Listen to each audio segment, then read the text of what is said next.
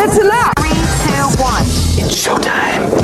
That's great. This is ridiculous. 99.3 The Truth. You can't handle the truth right now. Ooh. That's the stupidest thing I ever heard.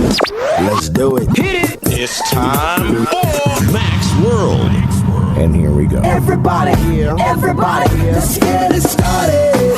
Let's get it started. Call Mac 244-0077 or text 809-0993. It's showtime, everybody. Showtime. Exclusively on 99.3 The Truth. Good afternoon. It is 3:07 on a Thursday afternoon. No, it's not 3:07. It's 4:07. First hour went by, and I've already reset my whole brain, and I feel like I'm starting over. You missed daylight savings time. I did. That's probably what it is. Yeah. I haven't fully recovered. Haven't fully adjusted. You know, I got one of these really fancy. I mean, this thing is really nice. This watch, I have a really nice. It's made by this. I don't even know. It's a foreign company. Casio. I don't know. It's a very fancy watch. It says that it's like water resistant. Mm-hmm. Man, it's digital. It's a digital watch. It has the date on it. It's really fancy. I paid like $10 whole for it. Wow. But if you bought a Casio, that probably cost more. But you bought a Casio. So. I brought a Casio. You got me on that one. Oh, you know, I had to change that thing manually. It's not even like connected to an outer space satellite or anything. I've got a Casio, and it does everything. I never have to wind it. Do you really? It's solar. It's atomic. It receives radio. Yeah, I set the clock in here to this watch. So you got they gave me the bum one. Yeah. But it's red, though. Yeah. It's bright red, so it's cool. It's cool. And it matches your shoes sometimes. Sometimes. I've stopped wearing the bright red. Now that I got the bright red watch, I don't wear the bright red shoes anymore. And that hat that Mac picked on that he didn't like. He didn't like the bright red hat? No, he didn't like your Texas Rangers hat. I was wearing that during the series just to kind of coddle myself a little bit during the World Series. Hey, welcome to Mac's World Live. I'm Chris Roloff. You know, I'm normally here with you. Mac is the only voice you're not going to hear of the regular cast of characters. Jeb is here. Bob is here watching the text. Frank is here. We've got two special guests with us today. Daniel and Dorinda Spencer. They are right here from Des Moines. They're passionate about adoption, are you passionate about adoption? Let me rephrase this a little bit. Have you felt, and Dorinda said this in the break, have you felt that call? Have you felt that nudge in your heart, that pull that says, you know what, I know that there are children that don't have families. There are children who don't have homes. And I want to take care of them. I want to be able to give them a home. I want to be able to give them a forever family. Mm-hmm. You felt that. You feel that tug. But there's hurdles. You're scared. You don't know what to do. You're not sure if your spouse wants to do it. Maybe you haven't even had that conversation with your spouse yet. But you feel that way. Maybe you have had that conversation with your spouse, and you and your spouse had that look with one another and said, I think let's do this thing. And then you go to one of those adoption meetings, and you get really excited, and your heart just starts to melt for all the beautiful kids all over the world that want a home, that need a home. And you want to take them all home with you. And then they pass that piece of paper across the table to you, and they say, here's all the qualifications. And one of them is this thing. There's a bunch of numbers. And there's a lot of numbers, and it has a dollar symbol in the front of it. And you look at that price tag, and you think, and you sit back in your chair, and you think, I don't know, honey, but we've got to do something. But where's that money going to come from? I don't have that kind of money. If that's you, or if that's somebody you know today, this broadcast is just for you. This is for you. We're talking to you today, and we want to hear from you. If you've got questions for these two, I think they'd be happy to talk to you. If you've got questions about things, what it's like to be an adoptive parent, what do we do? What's the first step? What's the third step? They can talk to you a little bit about their experience. Now, you guys are not from a particular adoption agency or anything, is that right? No, we're not. You guys are just mom and dad to some beautiful kids, right? Just normal people. Normal people. Well, we'll be the deciding factors of that, Dan. It's always in question. That's up for debate. That's up for debate. So if you want to call in and ask questions, you can. 515-244-0077. That's the phone line. Jeb will answer the phone, and you can get in on this conversation, or you can send us a text at 515-809-0993. Remember, first call bail bonds reminds you not to text and drive. And really, you got to stop. I got to stop texting and driving. I really do. I'm the worst. Every time we have to say that, I'm convicted every time, and Dan laughs at me. You're one of those people I yell at. Yes, I'm the one. Stop texting! Stop texting! That's right. I'm the one. I've got to stop. Yeah. Dan, you got to help me. But how at least, am I going to quit? But at least you stopped drinking and driving, so that's a good thing. I did. Not really, because of the straw. What I do is I get a whole bunch of straws in my cup, and then they just no.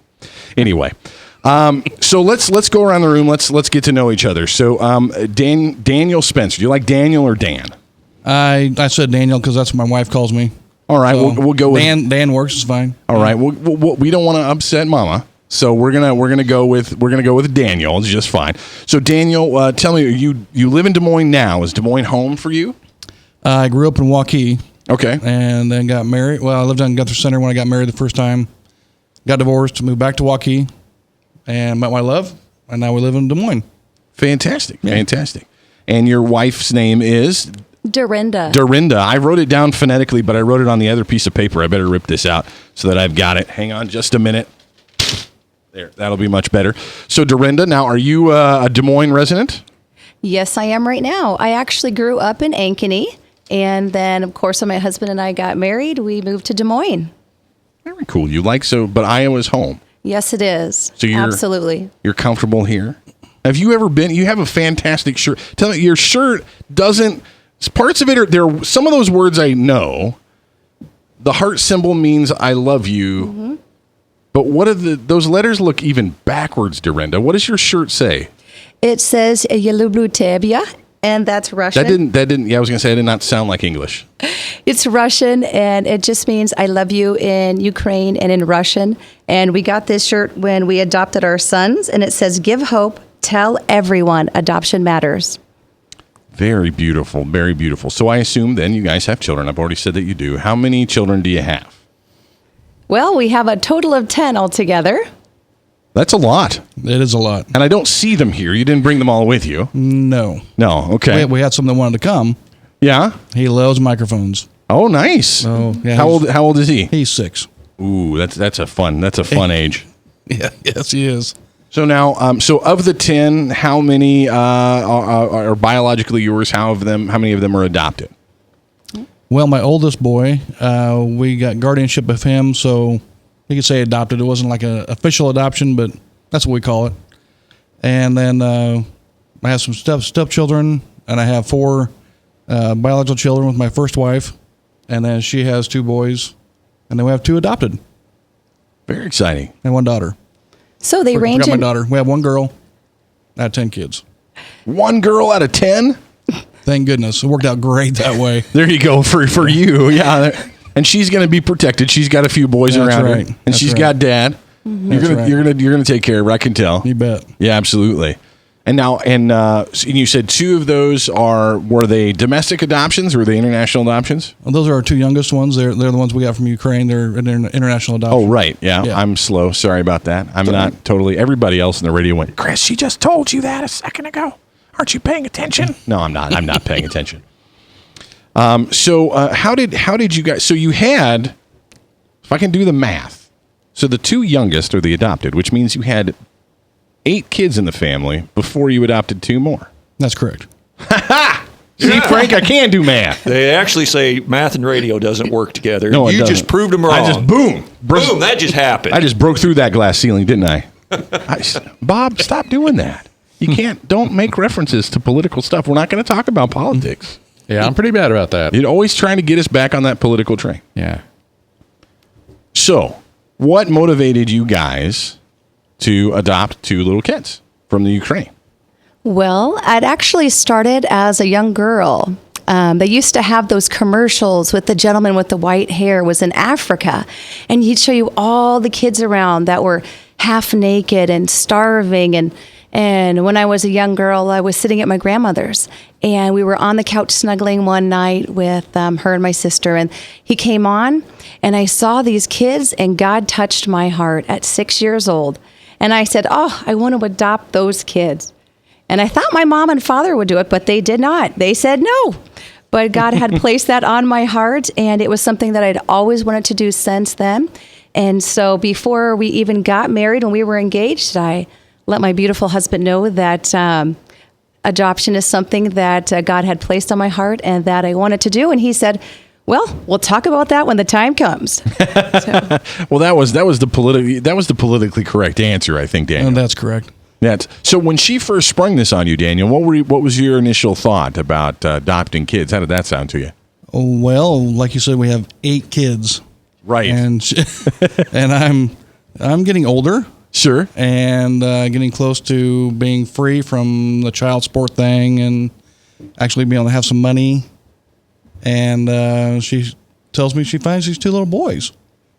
And I'm thinking, I'll look at their picture, but that's it. I'll think about it. I'll pray about it. I promise you I'll do that. So I did. And over time, weeks, months, God really worked on my heart and really massaged my heart. And I would secretly open up the computer and try to find their pictures on the website. And I wouldn't tell her that I didn't want to get her all excited. But so I just fell in love with them also. I mean, they're just our kids. People say, why'd you go to Ukraine? And we're like, that's where our boys are at. Mm-hmm. Now they're brothers? They're brothers, yes. Does it destroy you sometimes when you see people split children up and they don't take them in twos or threes or the pairs? I mean, that just is brutal in my mind when brothers and sisters get split up. Yeah, that option was actually given to us because our situation was a little different over there and we had some more complications. And our facilitator said, if you could take one and not the other one, would you do that? And we said, absolutely not. Whatever it takes to get the younger boy, we're going to do that. We are not going to split them up. That is the voice of Daniel Spencer. His wife, Dorinda, are both here. We're going to talk about adoption. Do you feel that call on your heart? But you've got lots of questions. This broadcast, it's for you. We want to hear from you, so keep listening.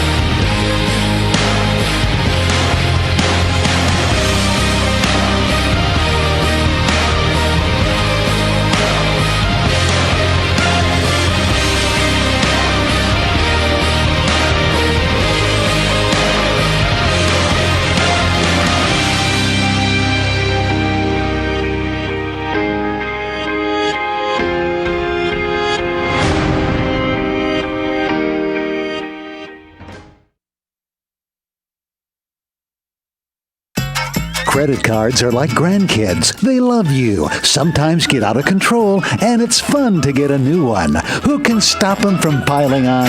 Hi, I'm Tom Coates with Consumer Credit of Des Moines. At the end of the day, you can return the grandkids, but you're stuck paying off bad credit card debt. We'll help you put the fun back into using credit cards responsibly. Right, kids? Yeah!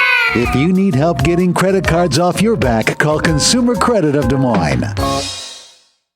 Hi, my name is David Burrier, your Hope Coach. I host a live weekly talk show called I've Been There every Thursday afternoon at 5:30, right here on webcast1live.com, and on my weekly radio program Saturday mornings at 10 on Truth Network 99.3 FM. I interview common everyday people who have survived incredible life challenges and who testify to God's faithfulness in the midst of their storms. So join me as we bring a message of hope and encouragement. Everybody needs hope. I know, because I've been there. Hey everybody, I brought Northern Lights Pizza! And it's got Graziano sausage!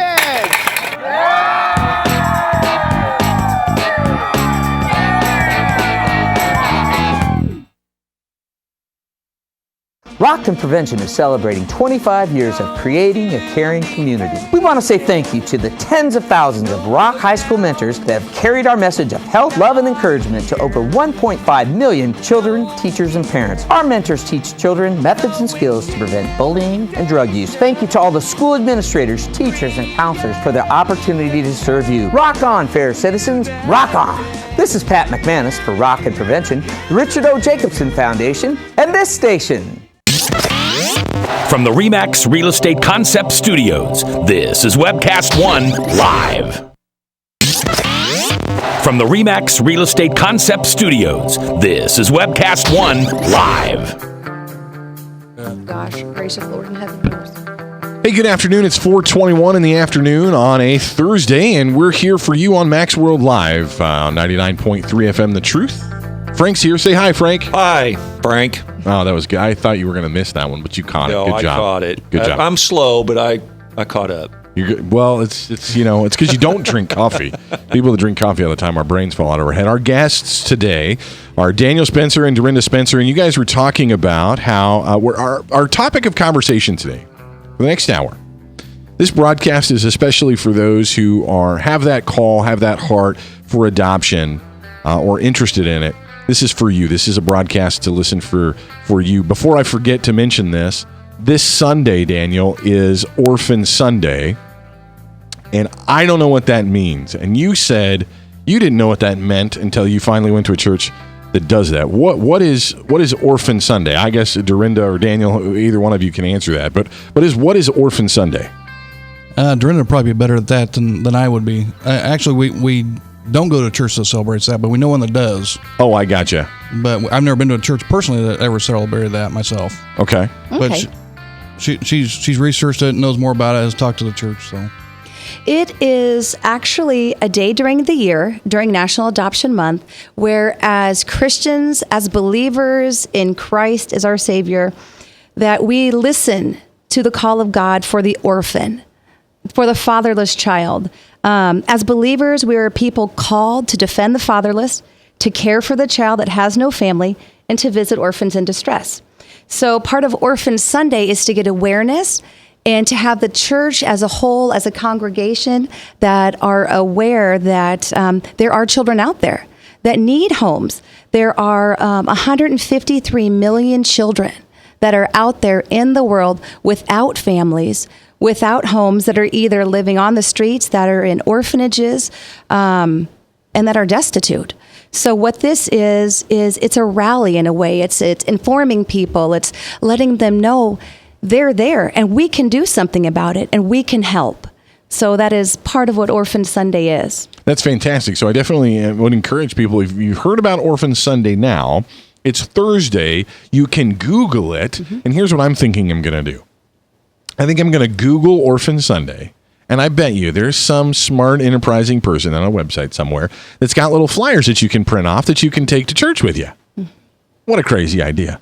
That guy that was just in here, the one with no hair, that's my pastor. Oh. Yeah, and he's going to be seeing me with flyers in my hand. He didn't even know that was going to happen, but now it's going to happen. So that's Orphan Sunday. Now, you guys, there are 153 million kids that don't have homes internationally. It's a lot of kids. Yes, it is. 153 million? Mm-hmm. Is that right? Wow. Yeah. And Daniel, you were telling a story just before we left that you guys had two of your kids, were both boys, were in this number at one point. And you guys found them. How did you guys find these two little boys? My lovely bride, she is... I liked one video of an adoption family we saw, and the husband said, "My wife's the gas, and I'm the brake." Yes. Yes. My wife is definitely the gas in this situation. She was actually ill. She had the flu, so she was on the internet, decided to look up adoption stuff, surfing sites, and faces and faces and faces of all these children. You just love them all. You just want to bring them all home. Yeah. But there's this one little picture, that's him. What was that like, Dorinda? What was that like when you saw them? When I saw the picture of our sons, it was the most amazing thing. As I had looked through hundreds and hundreds of pictures of children, I saw this one picture of these two little boys, the older brother with a hand around the younger brother, and they were just sitting there. And I heard from the Holy Spirit that our oldest son, as I looked at the picture, he said his name is Gabriel. And I said, wow, his name is Gabriel. And I really just knew at that point that God said, these are your sons. These are your children. So no matter what it was going to take, these were our kids, and we were going to go get these boys and bring them home. This is a good story. Don't forget this, but we want to honor our listeners. You can send us a text if you've got a question for these two lovely people. You can send us a text at 515-809-0993. Remember, first call bail bonds reminds you not to text and drive. Bob, what's that text got to This say? text says, we got our forever family with my husband and I and 3 children through the foster adoption system right here in central Iowa. It did not cost us a penny, and we have a forever family. We adopted a sibling group of 3. Wow. Fantastic. Thank you for that text so much. Well, I'd like Dorinda to kind of keep going with her story. So you saw them, and you knew they were your sons. That's correct. Daniel wasn't sure yet. Is that right? Oh, no. That took about 4.5 months of intense prayer, crying out to God and waiting on him, and God teaching me more patience than I ever thought was possible. and that's I think that's true for a lot of adoptive couples. Mm-hmm. Well, I think you described it, that she's the gas and the hubby's the brakes. I think that from my limited experience tends to be pretty true. So what was it then, Daniel, that changed your heart? Well, like I said, I promised her I would pray about it, and I did. I prayed a lot about it. And one thing I'll never forget what she said to me one morning. I was going to work, and she said, I want you to pray about this, and I want you to listen. I want you to listen to everything. People at work, everything. Just listen. Very serious. And all day at work, I'm listening. I'm like, okay, was that you? Was that you? And I was stressed out like crazy. It was horrible. But it was extremely stressful in our marriage because she was stressing out because I wasn't where she was, and I was stressing out because I didn't know where she was. Right. And so one day I came home from work, and we had a little knockdown, drag out fight. I won't say who got knocked down or who got dragged out. He's kidding. But no, I'm kidding. Yeah, I'm kidding. But she shared with me that our 2 of our sons, she shared with them the boys' pictures. Yeah. And we had 2 in the house at the time, and then 3 more would come on the weekends and stuff. And one of the boys said, "Can we go get him now? I want to go get him now." Mm-hmm.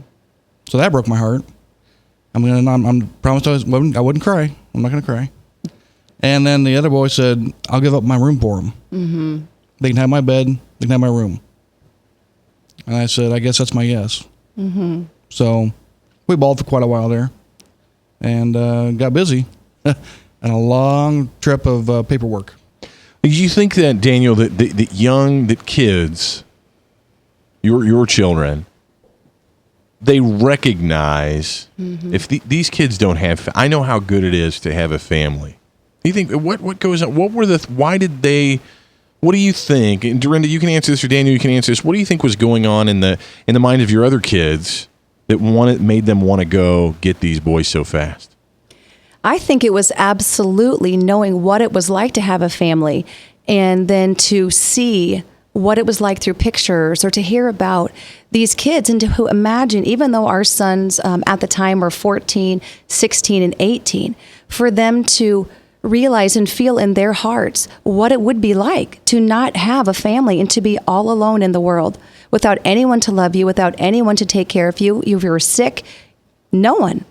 And so I think they just really touched their hearts and massaged their hearts and had them ready. And they were definitely a swift movement in our progression for the adoption. They really were strong advocates for that. So absolutely.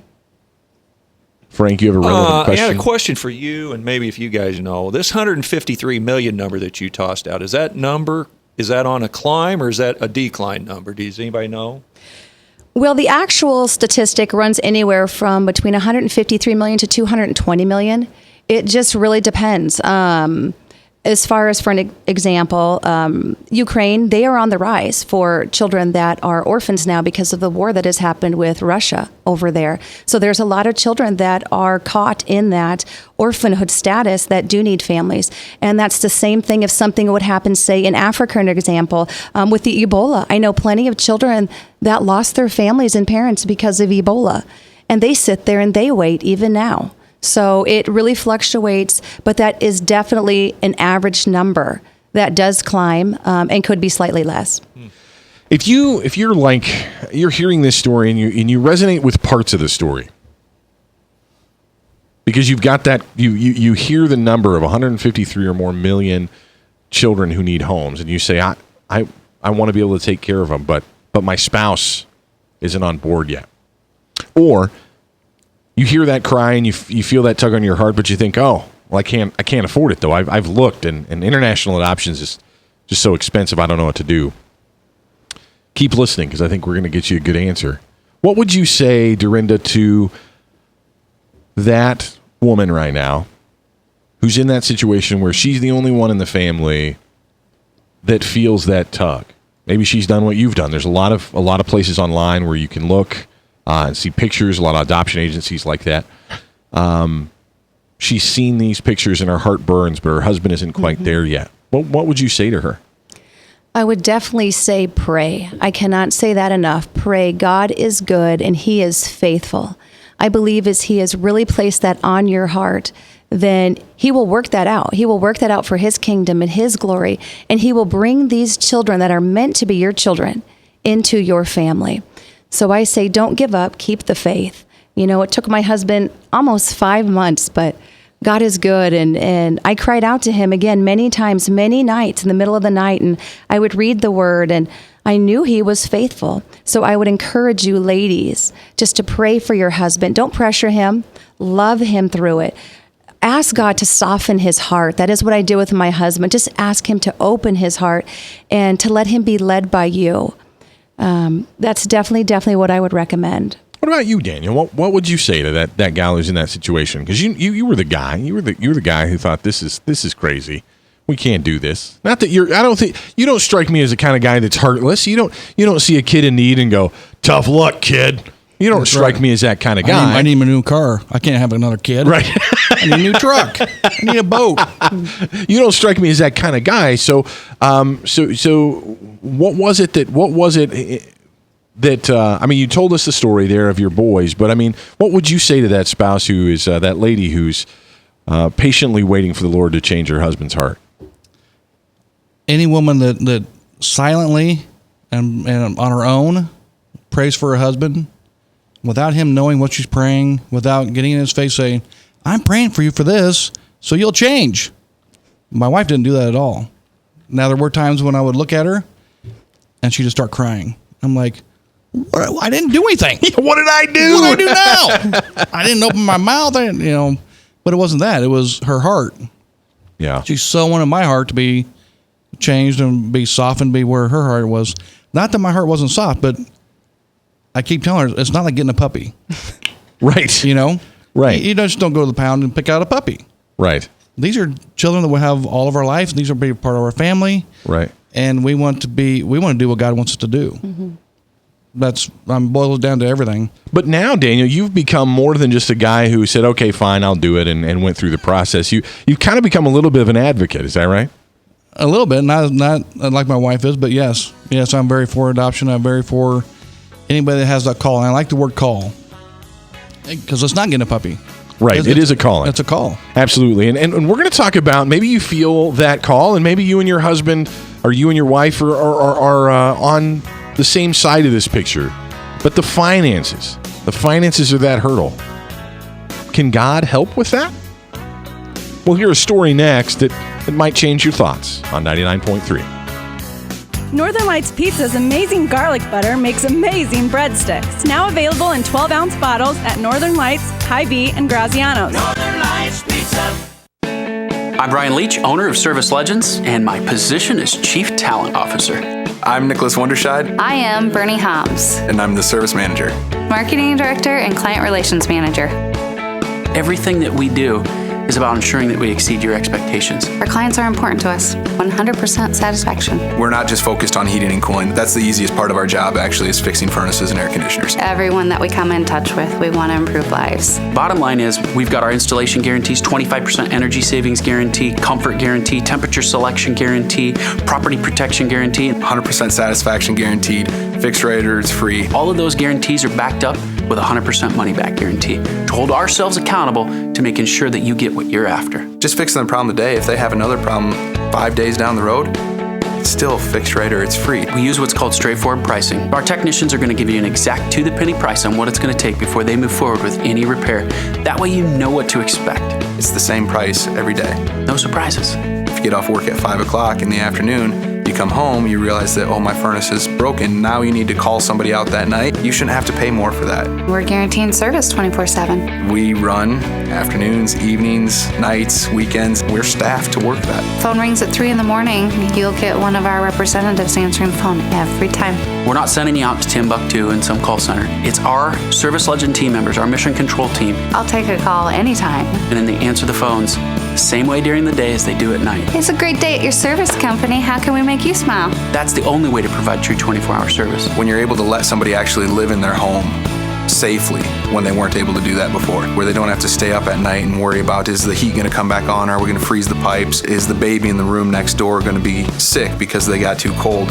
When you're able to help somebody overcome challenges like that, that's impacting a life. That makes a difference. I get goosebumps thinking about it. I love the team. I love the people that I work with. We have fun, but we work hard.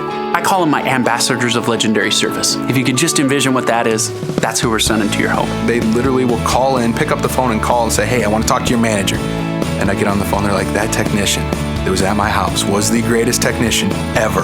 That's cool to me. We want to brighten people's days. Every person that we have going into the house has gone through an extensive background check. Drug testing, we have a very thorough interview process that 1 out of 140 people make it through. If we promise you something, that's what you're going to get, no matter what. We're here when you need us to protect the safety and comfort of your family. If you're not happy, we're going to make it right. If we're willing to put 100% money back guarantee on what we do, what type of work do you think we do? Give us a call. We're there for you 24/7, 365 days a year. Enough said. From the RE/MAX Real Estate Concept Studios, this is Webcast One Live. Hey, good afternoon. It is 4:38. I guess I haven't quite adjusted the daylight savings times. It's 4:38 here on Max World Live on 99.3 FM. Thank you for sticking with us. Our guests are Daniel Spencer and Dorinda Spencer, and they are here. They are adoptive families. November is a National Adoption Month, and this Sunday is Orphan Sunday. It's an opportunity for the Church of Jesus Christ corporately to remember the 153 million orphans around the world that are looking for homes. And maybe you have felt a call to be an adoptive parent. This broadcast is for you. I said before we went to the break that maybe you and your spouse have come together, and maybe the next hurdle is finances. We're going to talk about that in a little bit next, of how God can move there. But I want to hear the story of we've got a little bit, Dorinda and Daniel, about how you saw Gabriel and say your other son's name. Tovia. Thank you so much. You saw Gabriel and Tovia, and your other children said, we've got to go get them. Those are my brothers. We've got to go. That's right. And so you did. We're going to fast forward a little bit. So you did, and they lived at the time in the Ukraine. Yes. And you went over there, and you just began to tell me a really cool story. And I want you to, so tell me this. You get over to Ukraine, and you land, pick it up from there. All right. Actually, let my husband tell the part when we went to the State Department for adoption. First. Oh, yeah, that's another good, this whole God story is just fantastic. But so we landed in Kiev, Ukraine, the capital. And the way their process is, you need to get a referral from the State Department. So they have books and books and books and shelves of 3-inch binders with pictures of kids and pictures of kids and pictures of kids. And we were told, we're coached before we went in by our facilitator. You go in and they'll ask you this question, you ask you this question and this, and you show your driver's license, and we'll get the referrals. So we went in. And they're speaking in Ukrainian or Russian. We have no idea. We're just smiling, sitting there smiling. And the gal gets up and she reaches up and she has a wall full of books, of 3-ring binders full of kids' pictures. She picks one off the shelf, puts it down. The first page is Gabriel. His Russian name is Vadim. There's Vadim, right on top. Mm-hmm. We didn't have to dig through any papers. We didn't have to do anything. And they leave the room. And I'm like, that's him. And she comes back in with another book. And there's Ruslan. That's Tovaya. And there's Ruslan. And we're sitting there going, I don't know what's going on. It's not happening the way she said. And we stood up and they said, are you these people? Yes, we are. These children you want referrals for? Yes, it is. And you come back tomorrow and pick them up, and we sign their names, and that was it. It was. What did they tell you? You said that wasn't normal, but what were you expecting that would happen? Well, Ukraine, you can't pre-choose children. Okay.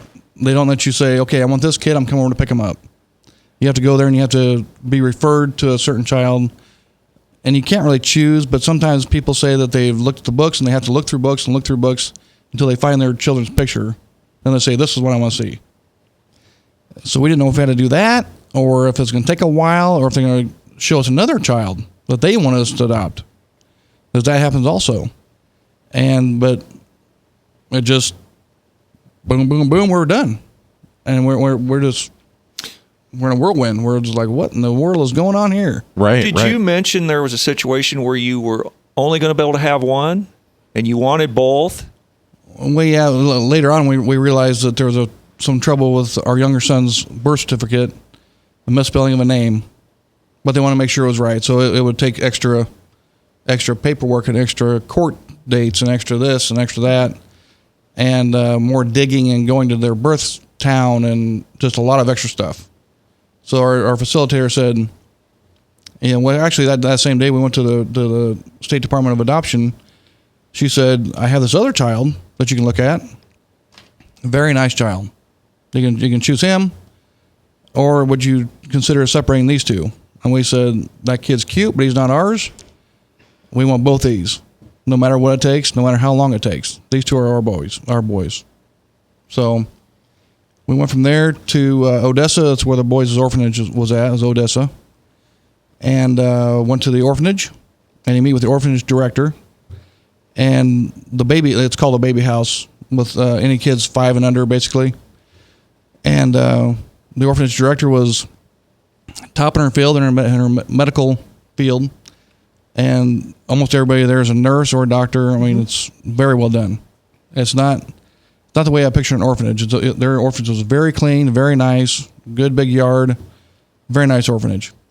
So we go in, and we sit down, and the orphanage director looks at us and says, "It has been written in the heavens that you are here today." Mm-hmm. And I'm thinking, oh, I know that, but how do you know that? Not what you had expected to hear, is that right? And she said, we are so glad, we are so blessed to have you here today. She said, just yesterday, I was up with the children, and Vadim was sitting on his bed, very sad. And I went to him and said, Vadim, what's the matter? He said, I'm just sad. And she said, do you want some candy? He said, no, I don't want any candy. Wait a minute, I want candy. Yeah. She said, you don't want any candy? He said, no, I want a mama and a papa. And here you are today to be his mama and papa. It has been written in the heavens that you're here. Wow. Yeah. So do you know what happened to his parents, to their parents? At the present time, his mother has passed away, and the father, who knows, But so do you know of any relatives of theirs in the Ukraine? No, the Ukraine is very interesting with their paperwork. Some countries you find out a lot of information and you can get more connections, I guess I would say. But Ukraine, they're not like that. They're just really, you get very limited information. So I just say you go with God. It's the best way to describe it. Well, now, Dorinda, for those who didn't hear maybe the beginning of this broadcast, this is an incredible moment in this story because it was now how long ago, how far before this were you looking on the internet initially and saw the picture where the Lord spoke to you and said this was Gabriel? Do you remember how long ago that was? It was 14 months. Okay. So 1 year and 2 months before we were able to touch down in Ukraine and get to see our boys for the first time. So, and I want you listeners out there to know when this happens and this takes place, it is just like giving birth to a child. For 9 months when we started the process, you labor. You labor with paperwork. You labor with waiting. You labor with all these things. And then when you actually get to see your child for the first time, your heart is just swelling, just like with a biological child. Absolutely. Now let me ask Dan something, because I've had a child, and I know that disappointment in a woman's eyes when she doesn't get what she wants. I'm guessing you saw that look often through this process when she wanted something, and maybe she wasn't saying it verbally, but you could see some sadness in the eyes, and you knew you was the guy that was going to have to step up and make it happen. What was that like, and how did God kind of help nudge you? That was not easy to see my wife laboring like that for the children, for me, for God's will. But I take it very seriously, and we're a team. Mm-hmm. I'm the leader, but we're a team. And we weren't going over until God said yes. Until he put that yes on my heart. Even though it pained me to see her, I wasn't just going to give in, because we're not getting a puppy. We can't take it back. Right, absolutely. If it chews up my favorite pair of shoes, we can't take it back. And kind of a strange way to put it maybe, but that's the way I felt. So even though it pained me to see her laboring like that in the spirit and in prayer, and God's in charge, mm-hmm. and I put him in charge. I'm not in charge. And so until he put that yes on my heart, that we could join together and go together as a team, it just wasn't going to happen.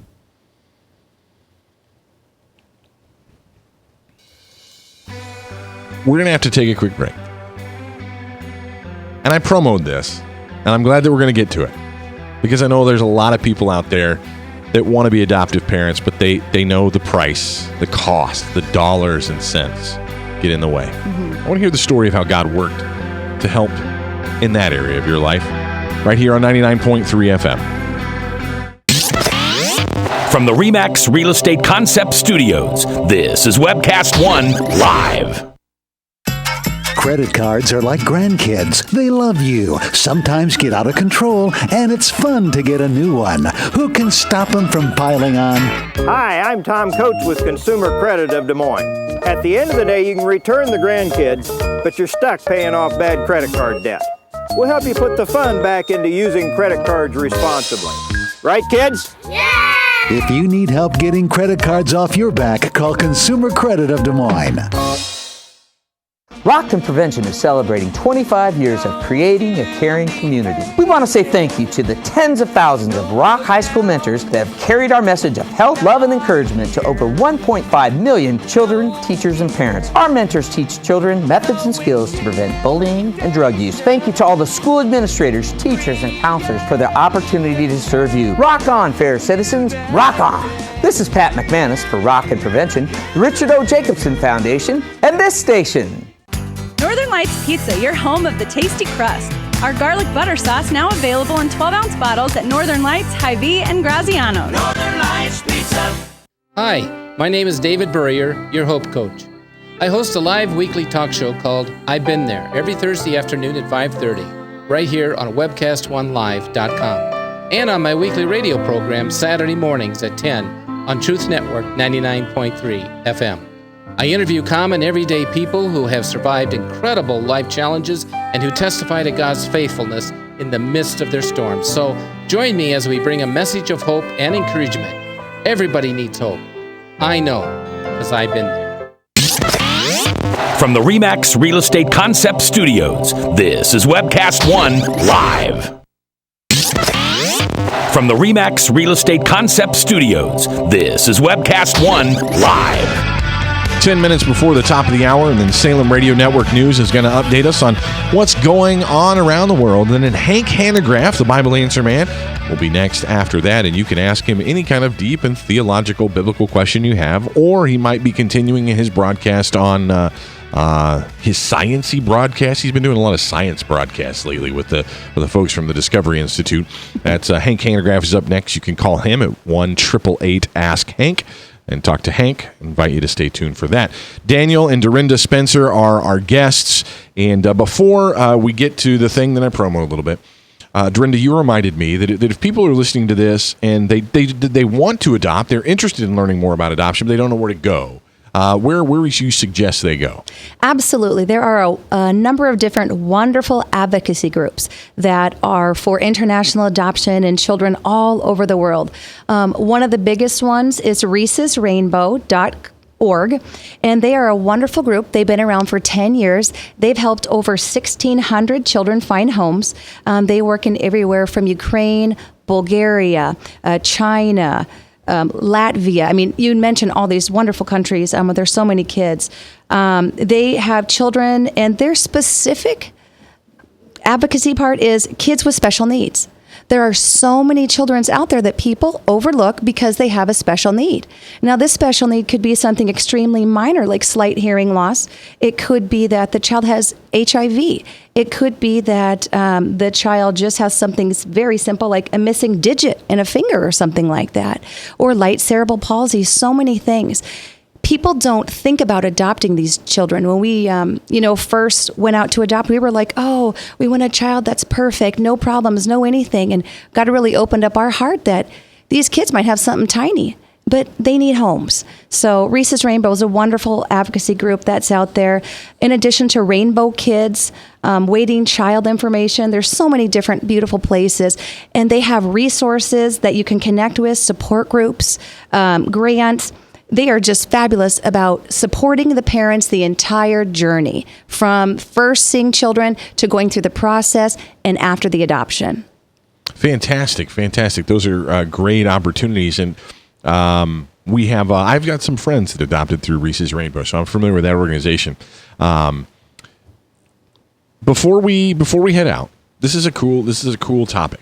I want to hear the story, because most of the time we think about, actually, wait a minute. We violated the number one rule of Max World Live, and we talked about something in the break, and we should talk about it because it was really cool. Okay. We had a texter that texted in and now mentioned that they got their forever family from right here in Iowa through the state adoption agency, or the DHS, or through the foster system or whatever. I don't know the lingo. Okay, I failed miserably. And you guys made a great comment about that. I'd like you guys to reiterate what you said there. You guys said that was great, but tell me again what you guys said. Well, I just didn't want to take anything away from that person. Right. If that's where their children are at, or here in Iowa, that's awesome. Yeah. We are so for that. Anybody that's for a domestic adoption, that's great. I mean, if that's where your kids are at, that is awesome. Right. We are for that. We're not just for international adoption. That's where the majority of the kids are, probably. More rejected kids over there, like she said, with special needs. Nobody in those countries want those children because they're defective. But yes, if my sons were in Adel, I'd just go to Adel and get them. Right. But they weren't. They were in Odessa, Ukraine. They were just my kids, and we just knew that in our heart. God put that in our heart. Here's your boys. Go get them. Absolutely. Absolutely. I think that's an important thing to remember. You know, there's a lot. Why don't you adopt in the U.S.? Why don't you adopt internationally? And it really, and you guys talked about this, this really needs to be a call. I've heard a lot of people say, oh, I really want to adopt. Oftentimes it seems really noble. Don't do it if you think it's noble. Don't do it if you think you're doing these kids a favor because you've got it all figured out and because you're just so great and you're so much, you're going to help those little ones that don't have anything. But remember, as I love that way Daniel said, God may have your kids. They just happen to live somewhere else. They're your kids. Absolutely. Yes. If you absolutely go into it thinking that you're going to just bless these kids and it's just going to be all happy, hunky-dory, I'm going to tell you, those kids will give you a run for their money. Your run for your money. They will absolutely teach you things about yourself you never even realized. That's right. So absolutely. All to the glory of God. They're kids, Hallelujah. aren't they? Amen. They That's get to- right. That's right. They still get to be kids. That's and right. you still get to be, I don't know, I was a complete pain in the butt to my parents. You know what I mean? So it's, kids are kids. And do this because this is where God has called you. And if you've got that nudge and you feel called to do this, you can check out these websites that Dorinda talked about, and there's lots of other places that you can get involved in. But I want to encourage you with their story a little bit about finance. Unless you had something you absolutely finances. I wanted to touch on that next. Yeah, absolutely. So tell us that story. That's a hurdle for a lot of people. We're looking at double digits, $20,000, $30,000 to adopt a child internationally, right? Absolutely. When we went to adopt our boys, it was $40,000 for 2 children. I always figured, hey, well, $20,000 a piece, that's not that bad. But no, our story is we are normal people. We are regular American people. We actually are one income. My husband works. I get the blessing of staying home. So we had that and children at home. But one thing we really wish to do is encourage families to not let finances get in the way. There are a number of ways that you can get money to help for your adoption. We personally were blessed. My husband worked all the overtime that he could get. Fundraising is huge. We did everything from selling things at the flea market. We did barbecue fundraisers at my husband's work, cookies fundraisers, garage sales. We had spaghetti dinners, you name it. These kids were coming home. These were our kids, and no matter how much work it was going to take, we wanted to bring them home.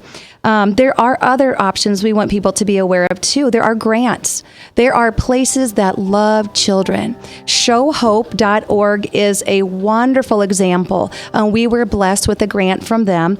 They, Stephen Curtis Chapman, you might know of him. Yes, he actually is one of the huge advocates and proponents, and they started that. So, and this is a movement to care for orphans and restore the hope of families. And by doing that,